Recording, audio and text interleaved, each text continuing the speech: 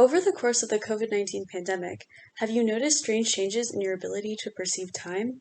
For instance, an event that happened months ago feels like it happened just last week, or maybe a week feels like a month?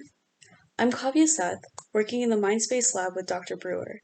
I noticed a lot of people, both personal friends and random people on social media, self-reporting that the passage of time had changed drastically for them since the lockdown. Despite broad agreement that this was indeed a legitimate phenomenon, all the evidence was anecdotal. And while numerous studies were being done on the effects of social isolation and cognition, none had specifically probed the issue of time perception. Thus, I wanted to investigate the effects of social isolation on time perception and working memory for my UROP project this year.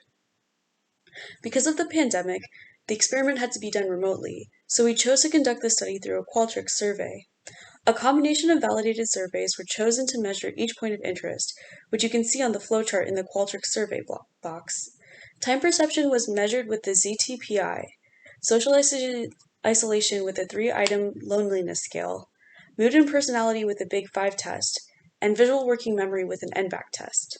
The Zimbardo Time Perspective Inventory is a multiple-choice survey that quantifies time perception into 5 categories: past negative, past hedonistic, past positive, present fatalistic, and future.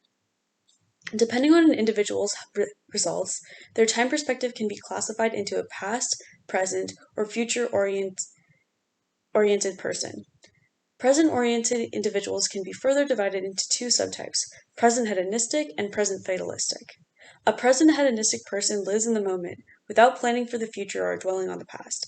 In contrast, a present fatalistic person believes that they have no control over their own future, viewing themselves as passively manipulated by fate or other such external forces instead of from within. The interactions between time perception, loneliness, and mood were of the most interest to us. You can see these summarized in the results section. We also compared the mean, low loneliness, and high loneliness scores to the percentiles and ideal time perspective listed on Dr. Zimbardo's website. As these percentiles are from 2012, they offer some glimpse into how time perception has changed compared to pre-lockdown, which would otherwise not be possible due to the unforeseen circumstances of the pandemic. We can see that while both past categories are relatively average compared to the pre-pandemic data, present fatalism is in a very high percentile bracket, while present hedonism is very low. This is unsurprising, given that forced disruption and complete overhaul of all aspects of one's life the pandemic has imposed on all of us.